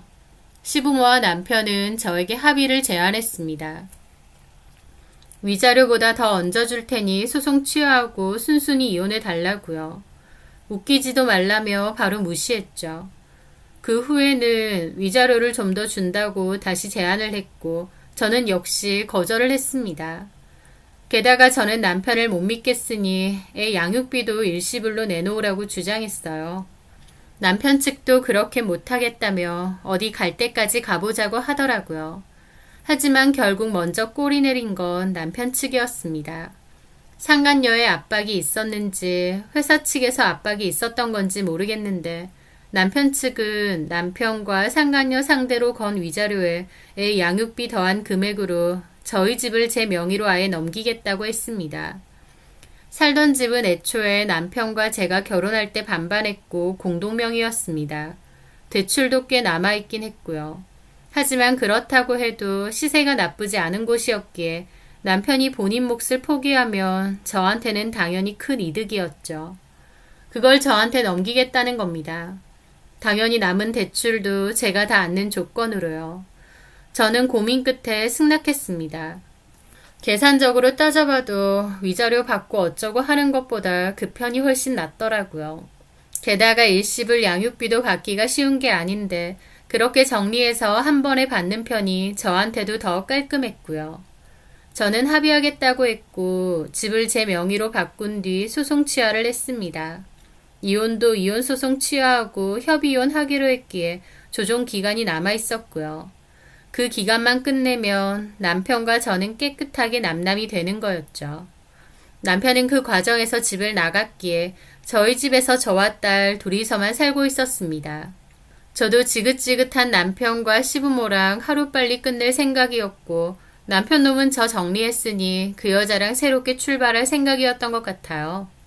시부모도 그 여자를 새 며느리로 맞이하면 되기 때문에 손쉽게 집까지 주면서 저를 놓아준 것 같고요. 그런데 이혼 조정 마무리 기일을 앞두고 있던 어느 날 남편은 제 직장 앞까지 찾아왔고 저한테 얘기 좀 하자고 했습니다. 저는 더 이상 할 얘기 없다고 했는데 남편은 뜬금없이 태도를 바꿔서는 자기가 정말 잘못했고 절절히 후회한다며 매달렸어요. 이 인간이 약을 먹었나 했는데 알고 보니 그 상간녀랑 헤어진 거더라고요. 둘이서 그 와중에 동거도 했나 본데 안 맞아서 맨날 싸우다가 헤어졌다고 했습니다. 남편 놈은 막상 그 여자랑 살아보니 그제야 아차 싶었던 것 같더라고요. 저 같은 호구가 또 없다는 사실을 뒤늦게 알았겠죠. 착실하게 직장 다니면서 돈 벌어와 독방 육아해 집안일 해줘 사치도 안 부리고 시부모가 진상 부려도 다 받아주고 호구도 이런 호구가 없었는데 다른 여자랑 살아보니 그런 걸 참아주는 여자는 없었고 아차 싶었던 것 같습니다. 저한테 너무 후회했다. 너만한 여자 없었다. 자기가 미친 것 같다. 다시는 안 그럴 거다. 구구절절 호소하며 매달렸습니다. 물론 저도 받아줄 생각 눈꼽만치도 없었어요. 이미 이혼하기로 정리 다 됐고 저도 빨리 이혼하고 끝내고 싶은 마음뿐인데 어디서 개소리를 하나요. 그런데 제가 받아줄 생각이 전혀 없으니 저희 딸을 들먹이더라고요. 그리고 저희 딸 유치원에 자꾸 데리러 가고 딸하고 자꾸 시간을 보내는 겁니다. 저는 양육권도 친권도 다 포기한 주제에 이제 와서 헛짓하지 말라고 경고했는데 딸은 그래도 아빠라고 좋아하더라고요. 남편도 딸한테 상처를 줘서 되겠느냐며 자기는 새 사람으로 태어났고 이제 정말 잘할 거랍니다. 게다가 시부모까지 저를 찾아와서 자기 아들 봐주라고 자기들이 정말 잘못했다고 나이 든 사람들이 이렇게까지 부탁하는데 거절할 거냐며 압박을 하는 겁니다. 저는 정말 치 떨리는 인간들이다 싶었죠. 저를 얼마나 만만하게 봤으면 이 사람들한테 저는 끝까지 호구 등신인가 보다 싶었어요. 이혼해달라고 집까지 넘길 땐 언제고 이제 와서 아들이 낙동강 오리알 될 것 같으니까 다시 저를 붙잡고 있나요. 저는 진절머리를 느꼈고 뒤도 안 보고 이혼할 거라 생각했습니다. 그런데 그 와중에 남편 놈은 또 꽃다발 들고 찾아와서 봐달라 어쩌고 그러는 거예요. 저는 남편에게 그랬죠. 그년한테는 350짜리 명품백 사줘놓고 나는 꼴랑 35,000원짜리 꽃다발 하나 들고 와? 최소한 성이라도 보여라 인간아. 라고 했습니다. 너무 열받아서 그랬는데 남편이 며칠 후 400만원 상당의 명품백을 선물이랍시고 사들고 온 거예요. 돈도 없을 텐데 어디서 또 카드로는 했는지 모르겠지만요. 그러면서 저한테 미안하다고 당신한테 좋은 선물 해주고 잘했어야 되는데 익숙함에 속아 당신한테 소홀했다며 앞으로는 정말 잘하고 살 거라고 그러더라고요. 그런데요. 그 가방을 보는 순간 저는 묘한 생각이 떠올랐습니다. 남편하고 다시 잘해보자 이런 게 아니라 이 거머리 같은 인간한테 본때를 보여주자 그 생각이 번쩍 들었어요. 이대로 헤어지기는 저도 좀 열받고 억울한 부분이 분명 있었고 또 남편이나 시부모나 지독한 인간들이었기 때문에 쉽사리 떨어져 나갈 것 같지도 않았거든요. 그래서 고민 끝에 남편에게 그랬습니다. 좋다. 그러면 어디 한번 노력을 해봐라. 당신이 어떻게 하는지 보고 나도 마음을 돌릴 수 있으면 돌리겠다라고요. 제가 기회를 준다고 하니 남편은 몹시 기뻐하더라고요. 또 순진한 제가 지 말에 넘어간 줄 알았겠죠. 저는 일단 남편에게 애 학원비 결제해야 되는데 생활비 빠듯하다고 했습니다. 남편은 자기 딸인데 자기가 당연히 줘야 되는 거 아니냐면서 카드를 아예 주더라고요. 저는 그걸로 1년치 학원비부터 긁어버렸습니다. 몇백만 원 나왔죠. 남편은 좀 놀라면서도 아닌 척 허세를 부리더라고요. 저는 이 카드로 좀 필요한 거 사도 되느냐고 했고 남편은 얼마든지 그러라고 했어요. 저는 그 길로 백화점 가서 제 옷도 사고 화장품도 사고 가방도 샀습니다. 그리고 미용실에 가서 머리도 하고 마사지도 끊었어요. 카드값이 어마어마하게 나오니까 남편은 경악을 하더라고요. 도대체 뭘 했길래 이런 금액이 나오냐면서요. 그러길래 제가 그랬죠. 왜? 아까워? 내가 당신하고 8년 살면서 60짜리 카드 지갑 하나 아까워서 못 사고 살았던 거 알지? 그년한테는 이것저것 잘도 갖다 바쳤더만. 이거 아까우면 그냥 그만하자. 아니야, 여보. 무슨 소리야. 내가 그 꽃뱀 같은 년한테 갖다 바친 돈 생각하면 아까워서 자다가도 눈물이 다 나지만 당신한테는 아니지. 필요한 거 더 써도 돼. 그러라고 카드 준 거지. 그러더라고요. 저는 알겠다고 하고 즉시 그 카드로 딸 침대도 샀습니다.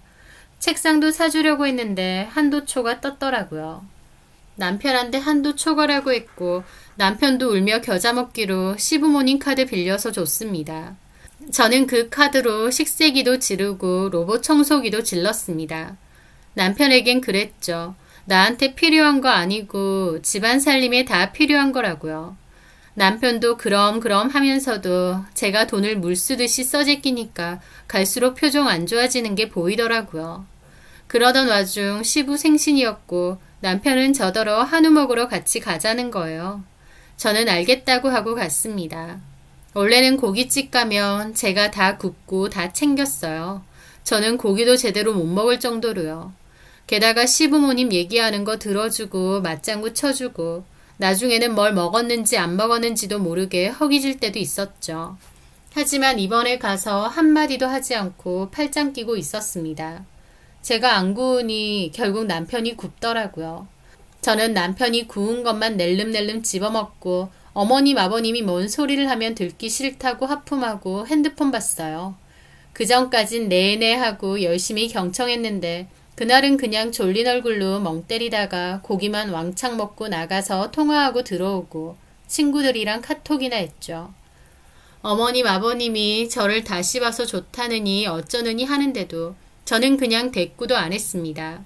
제가 그러고 있으니 나중에 시부모님 표정도 엄청 안 좋은데 저는 왠지 통쾌하더라고요. 그러고 가는데 나중에 남편이 저보고 따지는 거예요. 엄마 아빠 앞에서 너무한 거 아니야? 고기 안 굽는 건 둘째치고 내내 하품하고 딴청 피우고 엄마 아빠 말하는데 듣지도 않고. 그럼 내가 뭘 어째야 되는데? 아니, 며느리가 됐으면. 내가 며느리야? 내가 당신 와이프야? 우리 이혼 서류 아직 유효해. 몰라? 그 말에 남편은 아차하더라고요. 뭐 변한다더니 똑같네. 됐어. 이제 연락하지 말고 최종 판결이나 기다리자. 여보, 미안해. 내 말은 그게 아니잖아. 기분 풀어. 미안해. 저는 코웃음 쳤습니다. 그리고 말했죠. 참, 그리고 설령 내가 이혼 취소하고 당신이랑 다시 산다고 해도 나 이제 시부모님 안 만날 거야. 그게 무슨 소리야? 못 알아들어? 안 만날 거라고. 찾아도 안 갈 거고 우리 집도 오지 말라 그래. 오신다고 해도 나는 신경 안 쓸 거지만. 여보, 그건 아니지. 그래? 됐어 그럼. 그냥 이혼하는 걸로 하자.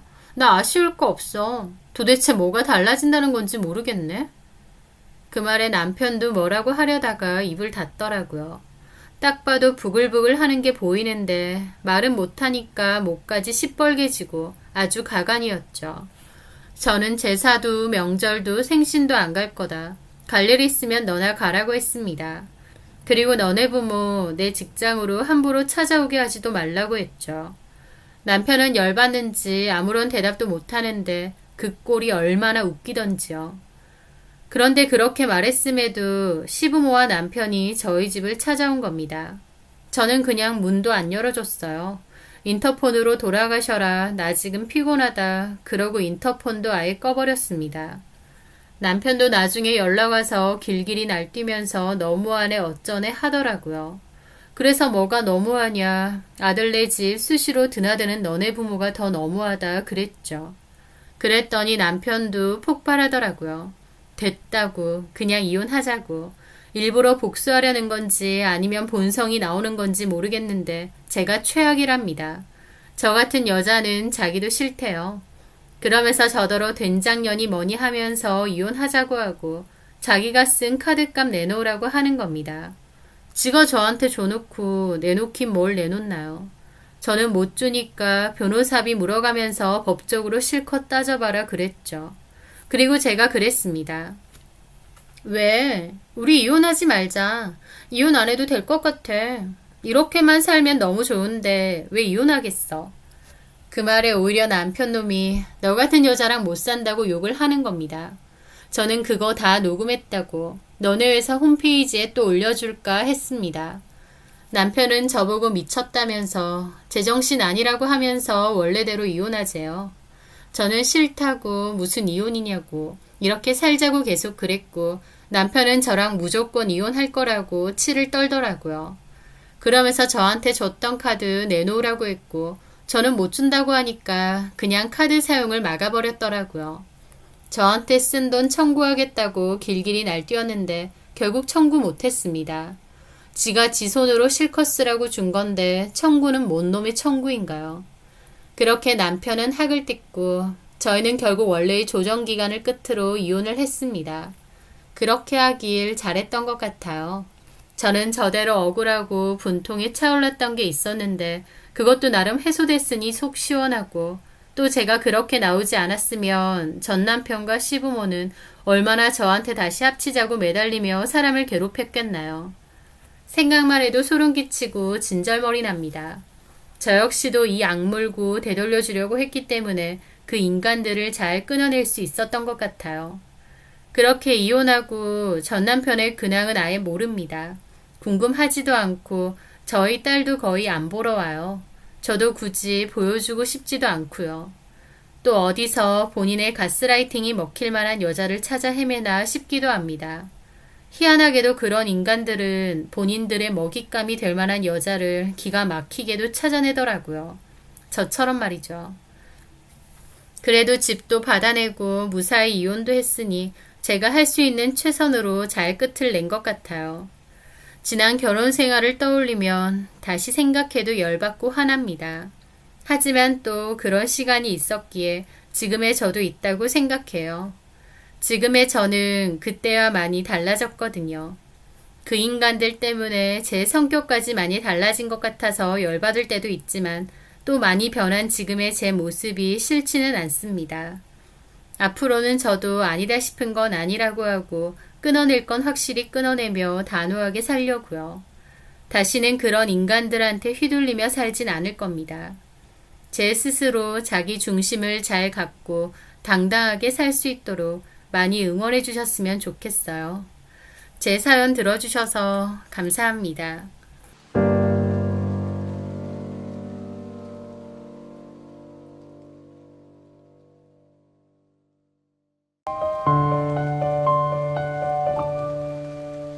저는 올해 40, 병원에서 근무하는 15년차 간호사입니다.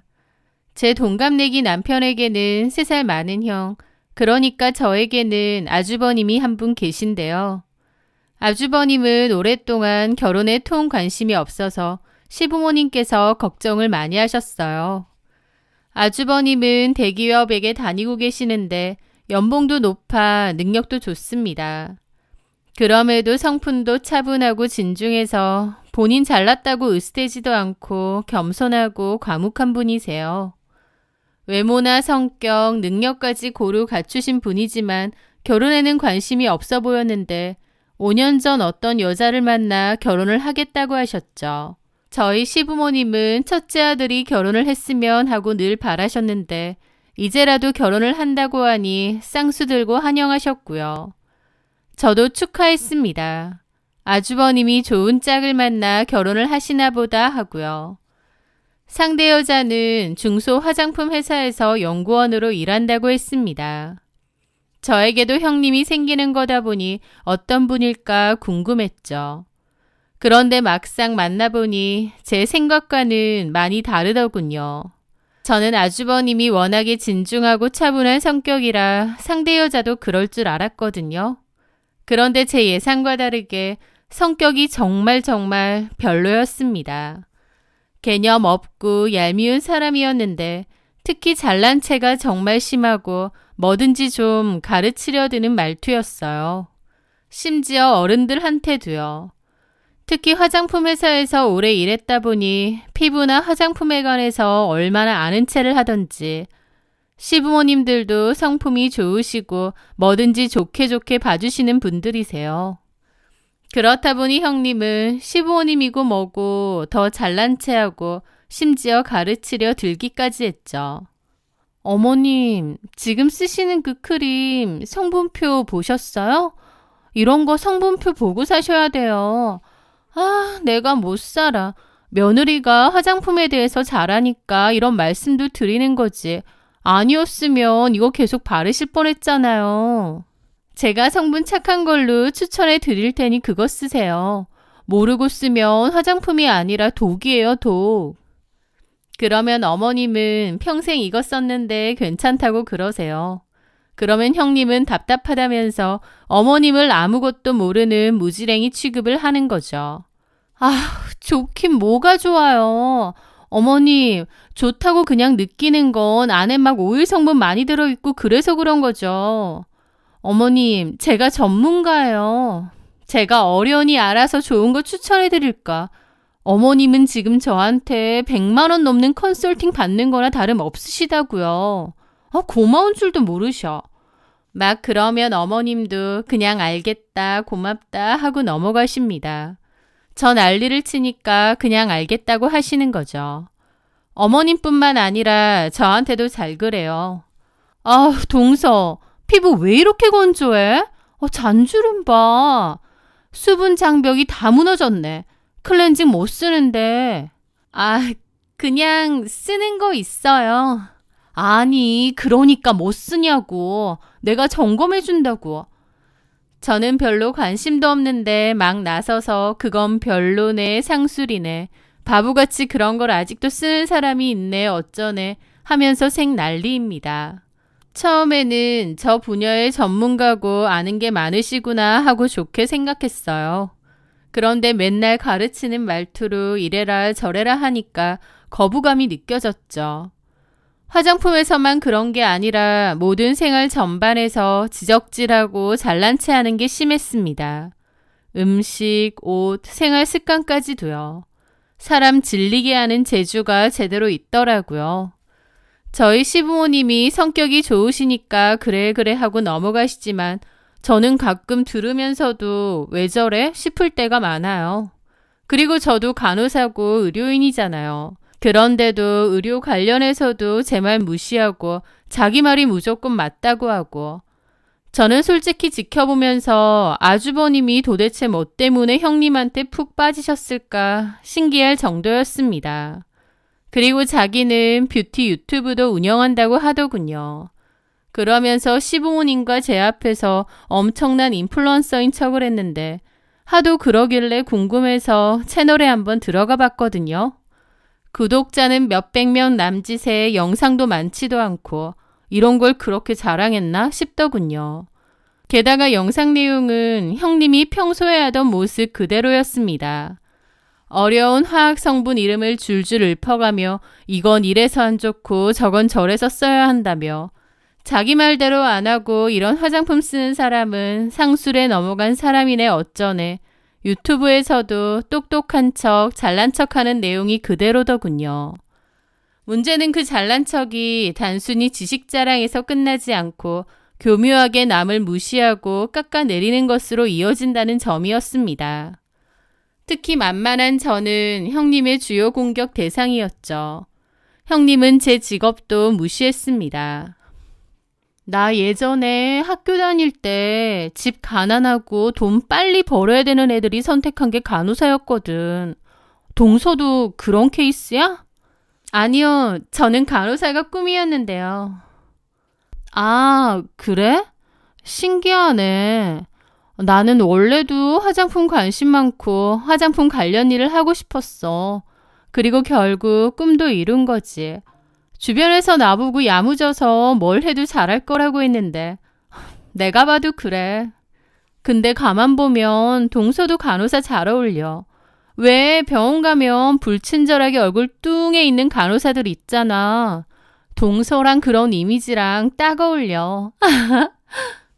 라면서 뭐가 웃긴지 막 웃는데 순간 손에 들고 있던 뒤집개를 형님 얼굴에 던져버리고 싶은 충동을 겨우 참았습니다.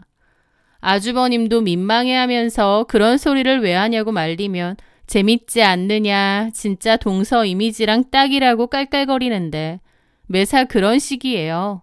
남들이 무슨 일을 하든 자기가 최고고 남들은 다 무시해도 된다는 주의더라고요. 그런 일을 매번 겪으면서 상종 못할 인간이라는 생각밖에 들지 않았습니다. 저희 남편도 똑같이 느꼈죠. 형수 진짜 철없고 성격 이상하다고. 가족 행사 때 만나는 건 어쩔 수 없지만 웬만하면 따로 보지는 말자고 할 정도니까요. 그러던 어느 날이었습니다. 온 식구가 저녁 식사를 위해 모인 자리였는데 형님은 뜬금없이 서류 가방에서 서류 뭉치를 꺼내 테이블 위에 탁 소리가 나게 내려놓더군요. 아버님, 어머님, 제가 중대 발표를 하나 하겠습니다. 무슨 대단한 얘기라도 하는 양 그러는 거예요. 모두들 어리둥절한 표정으로 형님을 쳐다봤죠. 형님은 그 시선을 즐기기라도 하듯 잠시 뜸을 들이더니 자기가 회사를 그만두고 화장품 사업을 시작하겠다고 그러는 거예요. 제가 능력도 없는 사람도 아닌데 언제까지 남 밑에서 월급쟁이로 썩을 순 없는 것 같아요. 제 이름, 제 얼굴, 제 노하우를 담아서 혁신적인 브랜드를 하나 론칭하려고 해요. 이건 제가 밤새워 만든 사업 계획서입니다. 한번 보시죠. 서류에는 온갖 어려운 전문 용어와 장밋빛 미래 예측 그래프가 가득했습니다. 제가 10년을 넘게 이 바닥에서 굴렀다 보니 뭐가 돈이 되고 안 되는지 빠삭하게 알잖아요. 그래서 자신 있게 한번 시작해 보려고요. 그러면서 자연스럽게 이야기의 본론, 즉 돈 문제로 넘어갔습니다. 시부모님께 초기 투자금을 지원해달라고 아주 당당하게 손을 벌리는 겁니다. 자기가 사업을 할 텐데 좀 도와주십사 하는 게 아니라 자기 사업에 자신이 있으니 투자를 하시라는 거예요. 아주 당당하게요. 듣고 계시던 시아버님도 좀 황당해하면서 그러시더라고요. 얘야, 사업이 말처럼 쉬운 게 아니다. 네가 연구만 했지 경영이나 마케팅을 직접 해본 건 아니잖니. 그리고 네가 달라고 하는 돈은 결국 우리 노후 자금인데 그걸 그렇게 쉽게 달라고 하는 건 아니지 않니? 시어머니께서도 거두셨습니다. 그래, 네 서방 월급도 넉넉한데 굳이 위험 부담이 큰 일은 버려야겠니? 안정적인 직장이 최고지. 처음에는 이성적으로 반대하시던 시부모님. 하지만 형님은 막무가내였습니다.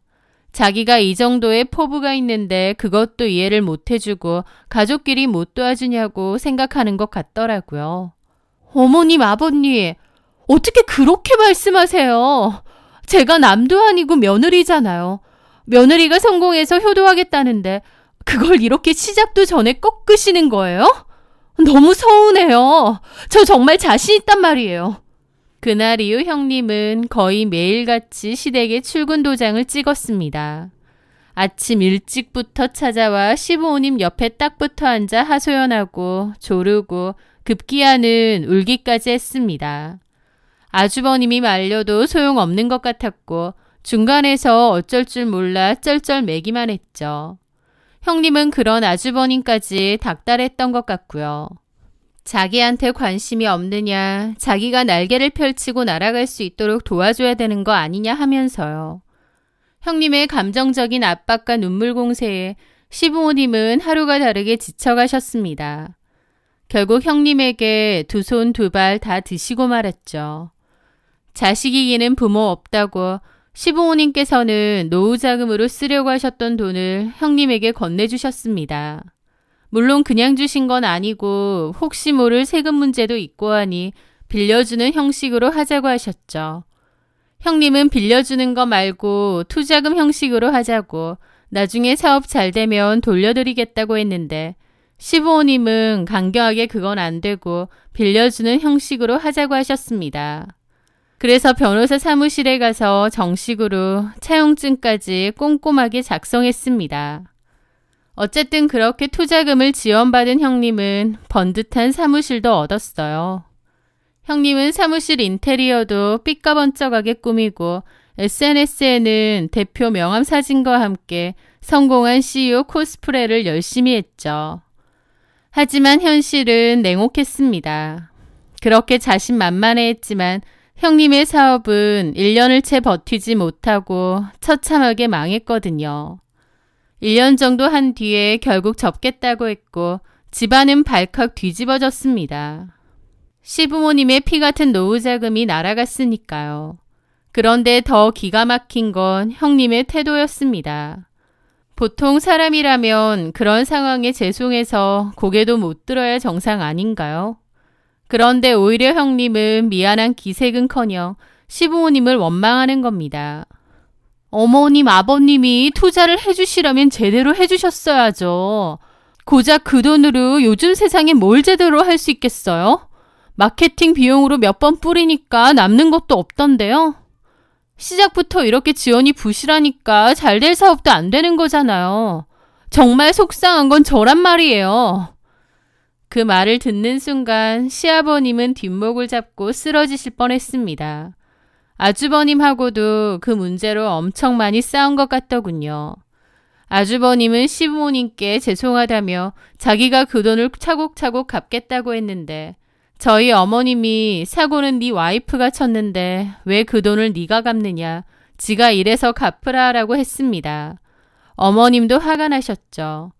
그 와중에 형님은 저한테 시부모님 욕하면서 돈을 해주면 뭐 얼마나 해줬다고 저렇게 구느냐고 쪼잔하다는 소리까지 하는 겁니다. 저는 너무 어이가 없어서 어머님 아버님도 얼마나 속상하시겠냐 했더니 같은 며느리 입장에서 시부모 편드냐는 소리까지 하더라고요. 저도 그 답 없는 형님한테 완전히 질렸죠. 그 사건 이후 형님은 노골적으로 시댁 방문을 피하기 시작했습니다. 가족 행사가 있어도 바쁘다는 핑계만 댔죠. 돈 필요할 땐 뻔질나게 다니더니 돈 나올 때 없으니 바로 팽하는 겁니다. 이제 와서 저러는 게 너무 얄밉더라고요. 보다 못한 제가 하루는 전화를 해서 한마디 했습니다. 형님, 사업 자금까지 다 받아놓고 이렇게 시댁에 얼굴 한번 안 비추시는 건 도리가 아니지 않나요? 그러자 형님은 기다렸다는 듯이 제게 악을 쓰더군요. 참나, 내 사업 망했다고 아주 주변에서 다 무시하려 드네. 동서, 내가 형님인 거 까먹은 거 아니지? 어디다 나한테 도리 어쩌고 하는 거야? 건방지게? 제가 봐도 이건 좀 아니다 싶어서요. 야, 내가 네 돈 썼어? 네? 지금 저보고 야라고 하셨어요? 그래, 내가 네 돈 썼어? 네가 뭔데 난린데. 그리고 내가 시부모님 보고 결혼했어? 내 남편 보고 결혼했지? 며느리가 무슨 봉이야? 왜 내가 뻔질나게 시댁 드나들어야 되는데. 잘 보이고 싶으면 너 혼자 해. 그러고는 제 전화를 끊어버리는 겁니다. 그리고선 저 보라는 건지 카톡이랑 SNS에 얍삽한 년, 사랑 실컷 받으세요. 이런 글 올려놓고 그러더라고요. 하는 행동을 보자면 정말이지 피가 거꾸로 솟는 기분이었습니다. 정말 상종하기 싫고 안 보고 싶은데 악연은 악연인지 형님이 사업을 접고 새로 들어간 회사가 공교롭게 저희 병원에서 근처 건물인 거예요.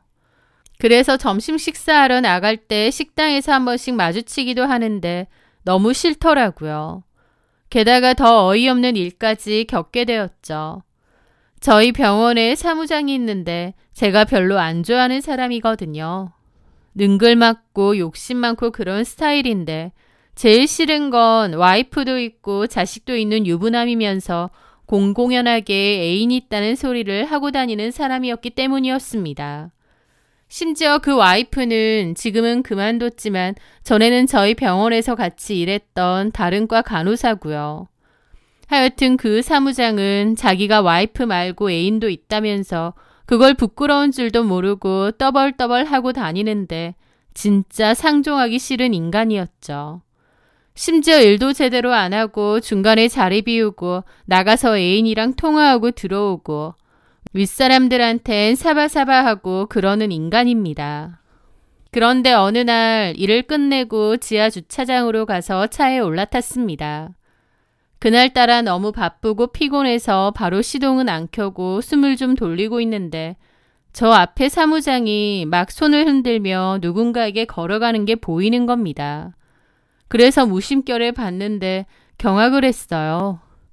그곳에는 정말 뜬금없이도 형님 차가 있었고 형님이 손을 흔들고 있었거든요. 눈앞에서 보는데도 이게 무슨 상황인가 싶더라고요. 저게 뭐지? 사무장이랑 형님이랑 아는 사이인가? 어안이 벙벙한 채로 그 모습을 지켜봤습니다. 사무장을 인사하더니 형님 차 조수석에 올라탔고 둘이서 진하게 스킨십도 하는 거예요. 저는 뜨악한 기분으로 그걸 지켜보고 있었죠.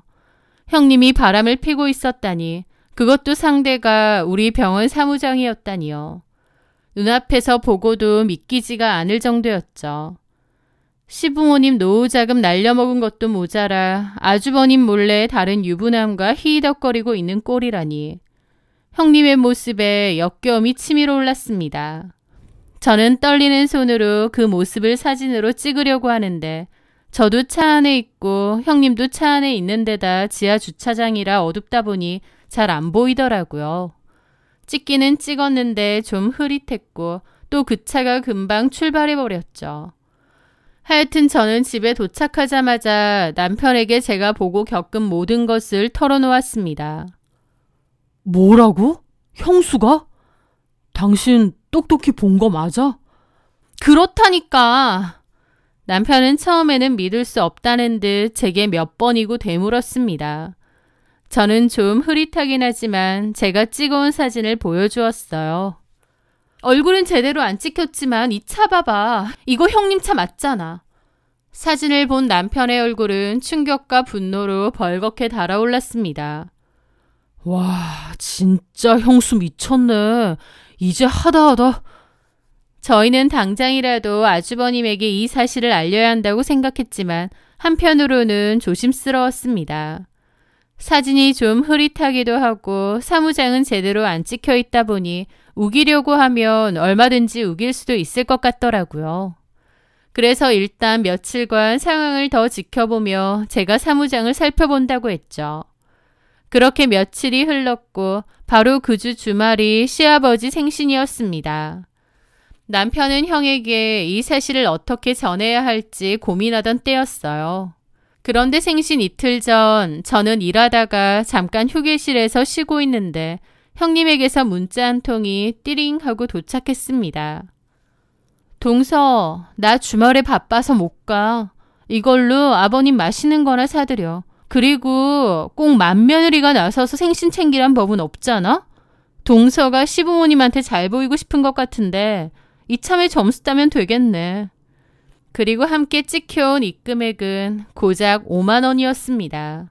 그 문자를 보는 순간 정말 열받더라고요. 시부모님 노후자금을 날려먹었으면 며느리 돌이라도 하던가 이제 돈 나올 곳 없다고 나 몰라라에 그 책임은 저한테 다 넘긴다고요? 정말이지 뻔뻔함의 극치였죠. 기가 막혀서 헛웃음을 짓고 있는데 바로 그 순간 마치 하늘이 제게 신호를 보내는 것 같았습니다. 휴게실에 마침 사무장이 누군가 신나게 통화하는 소리가 들려왔거든요. 나 주말에 여자친구랑 가평에 프렌치 레스토랑 가기로 했어. 예약해야지. 갔다가 1박 하고 올 거야. 너는 주말에 마누라랑 잘 보내라. 나는 애인이랑 로맨틱한 주말 보낼 테니까. 사무장 말을 듣는 순간 알겠더군요. 형님이 말한 바쁜 일이란 건 바로 저 상간남과의 1박 2일 여행이었던 겁니다. 사무장은 전화를 끊더니 곧바로 레스토랑에 예약 전화를 하더라고요. 저는 그걸 옆에서 새겨들었죠. 그런데 제가 가만히 그걸 듣고 있는 것 같으니 사무장이 거슬렸는지 저한테 대뜸 최 선생님, 일하러 안 가요? 그러는 겁니다. 잠깐 쉬는 건데요. 일하러 와서 그렇게 오래 쉬는 거 보기 좋지 않아요. 원장님 보시면 어쩌려고. 그러는 겁니다. 어이가 없었죠. 여태까지 일하다 잠시 쉬는 건데 지는 허구한 날 담배 피러 가고 여자들이랑 통화하면서 저한테 저러는 거예요. 진짜 저런 모습조차 저희 형님하고 결이 딱 맞는 것 같더라고요. 불륜이지만 천생연분이랄까요? 그러면서 희희낙낙거리며 돌아가는데 그 모습을 보며 더더욱 이를 갈았죠. 저는 저 싸가지 없는 형님과 사무장에게 쫄딱 망한 사업보다 더 처참한 인생의 쓴맛을 반드시 보여줘야겠다고 결심했죠. 남편에게 이 사실을 먼저 알렸고 남편은 자기가 가타부타 말하는 것보다 그냥 형한테 진실을 눈앞에서 보여주는 게 나을 것 같다고 했어요. 그래서 주말에 시부모님을 모시고 가평으로 가기로 했죠. 형님과 사무장이 간다고 했던 바로 그 레스토랑이요. 주말이라 레스토랑은 사람들로 붐볐습니다. 들어간 저와 남편은 창가 쪽 가장 좋은 자리에 앉아있는 형님과 사무장을 어렵지 않게 찾아낼 수 있었어요. 두 사람은 주변 시선은 아랑곳하지 않고 서로만의 시간을 보내고 있었는데 아주 깨가 쏟아지고 있더군요. 그 형님을 제일 먼저 발견한 사람은 아주버님이었습니다. 아주버님은 믿기지 않는다는 듯 형님을 바라보더라고요. 장모님 아파서 가봐야 된다고 했는데 저 사람이 왜 여길... 아무것도 모르는 형님은 까르르 웃으며 그 사무장에게 애교 섞인 목소리로 말하고 있었습니다. 오빠, 우리 다음 주에는 어디 갈까? 바다 보러 갈까? 그때였습니다. 형님에게 다가간 아주버님이 나지막이 차가운 목소리로 말했죠. 아니, 다음 주엔 법원 가야지. 깜짝 놀란 형님이 뒤를 돌아보는 순간 얼굴이 새하얗게 질려버렸습니다.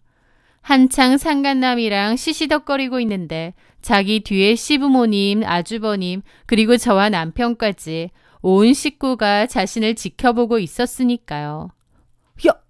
여보! 어머님, 아버님! 당황한 형님이 버벅거렸고 시부모님도 기막혀 하셨죠. 사무장도 사태 파악이 끝났는지 슬금슬금 자리를 피하려는 겁니다. 그래서 제가 불렀죠. 어디 가세요? 이종환 사무장님? 자기를 알아보니 놀라서 돌아보더라고요. 그리고 눈이 휘둥그레지는 겁니다. 아니, 최 선생이 여긴 어쩐 일로... 이 여자분이 저희 형님이시거든요. 모르셨나 봐요. 에? 저를 알아보고 힝 놀라고요. 사무장은 당황해하며 자리를 피하려 했지만 제 남편이 그의 어깨를 붙잡고 놓아주지 않았습니다. 레스토랑에 있던 모든 사람들의 시선이 다 쏠렸죠. 저는 그 순간을 놓치지 않고 형님에게 다가가 차갑게 말했습니다. 형님, 시부모님한테 그렇게 투자도 받으셨으면서 뒤에서는 아주버님 배신하고 저한테 5만 원 던져주면서 알아서 생신 보내라고 하세요? 형님은 양심이라는 게 없으세요? 뭐라고? 5만 원 여기 돌려드릴게요. 대신 시부모님한테 억지로 받아간 돈도 다 돌려드리세요. 저는 일부러 주변 사람들이 다 들을 수 있도록 또박또박 하지만 얼음장처럼 차가운 목소리로 말했습니다. 제 말을 들은 형님의 얼굴이 하얗게 질리다 못해 시퍼렇게 변하더라고요. 그러더니 말도 안 되는 변명을 하는 겁니다. 동서, 미쳤어? 지금 무슨 오해를 하나 본데. 지금 비즈니스 미팅 중이었어. 비즈니스! 그때까지 사태를 파악 못하고 어버버거리던 사무장이 황급히 끼어들었습니다. 맞습니다. 사업적인 논의를 하던 중이었습니다. 기가 막혔습니다. 저 상황에서도 저런 거짓말이 나온다니. 하지만 그들의 발악은 그리 오래가지 못했습니다. 제가 미리 계획해둔 마지막 퍼즐 조각이 도착했으니까요. 제 말이 끝나기 무섭게 레스토랑에는 한 여자가 서슬퍼런 표정으로 서서 이쪽을 노려보고 있었습니다. 바로 사무장의 아내였어요. 전에 저희 병원에서 일했던 간호사였기에 다른 직원분에게 물어봐서 연락처를 알아냈거든요. 남편분 출장 가는 거 아니라고 이 레스토랑으로 와보시라고 미리 연락을 했던 거죠. 사무장 아내는 야수처럼 형님과 사무장에게 달려들었습니다. 이 더러운 것들이. 야, 이종아, 너 이러려고 나랑 결혼했냐? 흥분한 사무장 아내가 형님 머리채를 잡았고 사무장은 여보 진정해 사람들이 보잖아 라며 말리려 했지만 사무장까지 머리채 잡혔죠. 레스토랑 안은 순식간에 아수라장이 되었고요. 저희 시부모님과 아주버님 그리고 저와 남편은 그저 차가운 눈으로 그 모든 광경을 지켜볼 뿐이었습니다. 형님이 아주버님더러 도와달라고 했지만 아주버님은 외면하고 그곳을 벗어났습니다. 머리채 뜯기던 형님의 절규가 제가 본 마지막 모습이었습니다. 그날 이후 아주버님은 바로 이혼 서류를 접수했어요. 며칠 후 형님에게는 아주버님의 이혼 소장과 함께 작성했던 채용증을 근거로 한 대여금 반환 청구 내용 증명도 배달되었습니다. 내용 증명을 받은 형님은 길길이 날뛰며 시어머니께 전화를 걸었다고 합니다. 어머니, 이게 다 뭐예요? 저한테 투자하신 거면서 이걸 달라고 하시면 어떡해요? 그 말을 들은 시어머니가 차갑게 그러셨죠. 이제 너랑 더 이상 가족이 아닌데 네 사정을 왜 봐줘야 되니? 돈 받아갈 때 문지방이 닳도록 들락거리더니 돈 받자마자 시댁발길 딱 끊었지? 게다가 바람까지. 네 행동으로 우린 이제 남남된 거다. 너가 빌려간 돈 네가 갚는 게 뭐가 문제니? 똑바로 계산해서 갚아. 알았니? 그렇게 시어머님은 매정하게 전화를 끊으셨습니다. 결국 형님은 한순간에 모든 것을 잃었습니다. 아주버님을 통해 소식을 들어보니 사무장 와이프에게서 청구된 위자료와 시댁에 갚아야 할 투자금 때문에 완전 허덕이며 산다고 하더군요. 그 사무장도 사정은 똑같았어요. 상습적인 외도 저지르고 직장 내에서 떠벌리고 다니고 저처럼 진짜 듣기 싫고 벼르던 사람 많았는데 이 일이 터지면서 결국 병원에서 잘렸습니다. 딱 자기들한테 걸맞는 엔딩이 아닌가 싶어요. 형님이 제대로 생각이 박혀있는 사람이라면 그런 짓도 안 했겠지만 평소에 시부모님께 감사한 마음이라도 있고 잘하려는 노력이라도 있었다면 시부모님도 그렇게 칼같이 끊어내진 않으셨을지도 모릅니다. 워낙에 마음 약하고 정 많으신 분들이니까요.